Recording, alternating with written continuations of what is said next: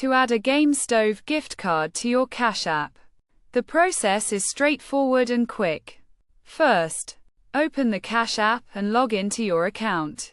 Next, click on the profile icon at the top of the screen, which will open up your profile section.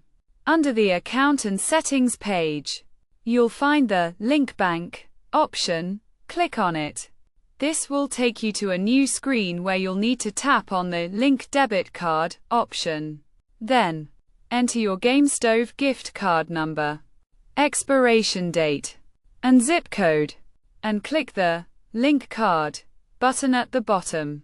If this method doesn't work, you can try clicking on the No Card option, then the Continue button, and link a bank associated with the GameStop gift card to your Cash App.